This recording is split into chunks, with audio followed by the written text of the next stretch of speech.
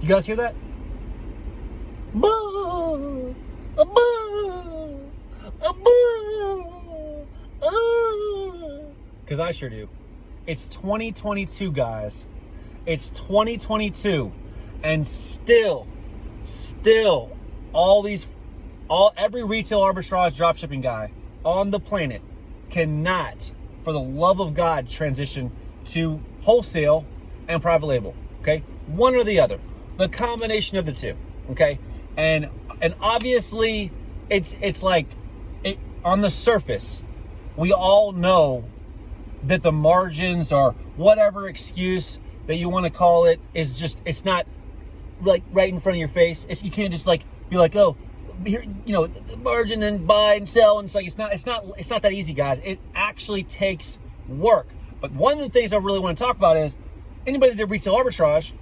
I mean, I don't understand how there's so many tricks that were like literally pulled out of like some kind of magical like hat, coming from or starting from like gift cards, packs full gift cards, coupon codes, force generated coupon codes, all this illegal BS, and all this freaking like black hat, gray hat, whatever, all this stuff. And you guys are still, how'd you find that?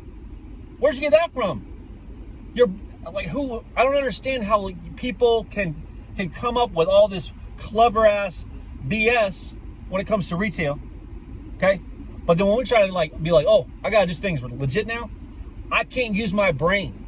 I can't use my actual marketing, sales, to be able to close deals, to be able to negotiate, to be able to get better discounts when I buy more.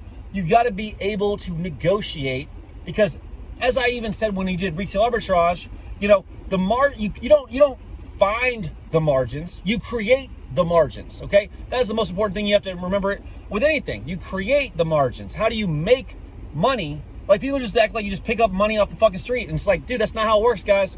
You actually have to create the margin. You have to create the income, the profit, the sales. So when you go to a wholesaler, okay, and when you go to a distributor, you have to basically, you don't just scan all these freaking CSV files on unlimited scan or whatever you're using, to actually like see if there's any profitability, and then say, oh, that's what it is.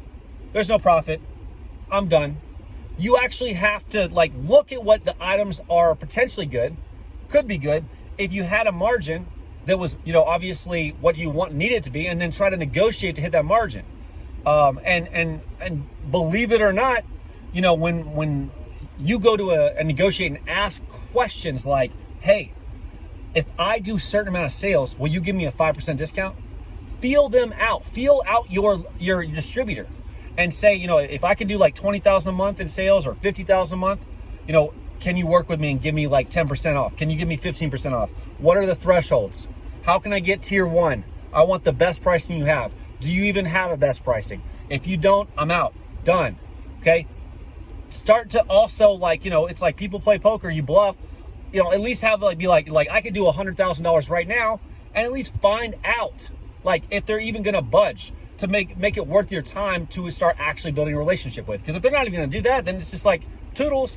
Just make sure you understand who you're dealing with. Feel people out and be like, all right, look, they have some breathing room, or they're making some pretty good margins. So I mean, if I can actually, start doing some pumping some volume for them, I mean, my margin, here's my margin. Okay.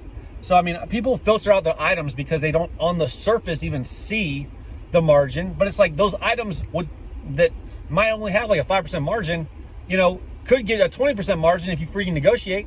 So stop giving me all these like excuses and crying and, doing all this stuff like that, because I don't have time for it. I just don't have time for it.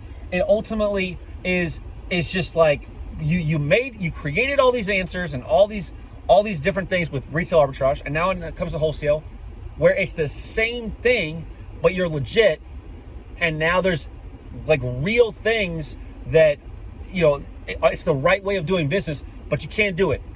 You can't actually do it because it actually involves, communication, building relationships, which is something that, everybody on the internet just is so terrible at. I don't know what it is. I mean, it's like, have you not done sales before? Like, face to face, Have you not served tables? Have you not freaking like done bartending? Have you not done bagged groceries or like rung some up at the grocery store? I mean, people just don't even deal with people at all on any level, and you don't have the balls. Your balls drop off to just like get on the phone and actually call somebody. I mean, damn, like this is ridiculous. So I mean, I just don't want to hear it anymore. Like there are no excuses in 2022.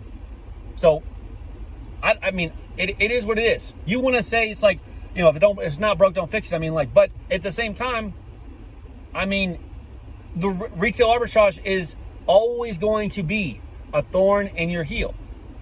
And everybody always complains about it. Everybody's always like, oh, you can't do this, can't do that, can't do dropshipping anymore, can't do this. I'm like, you know, which isn't true, but I'm just saying, like, everybody's always complains about all these things and all these headaches. And it's like, well, if you don't want the headaches, then do it right. That's it. Do it right. Do it right, and then do it good, and actually put the work in, and actually think, like actually use your brain and use your words, your influence, your persuasion. You know, persuade somebody to get a deal. Okay, deal or no deal. But anyways, that's all I gotta say. Rant is over. Please stop crying. Please start making money.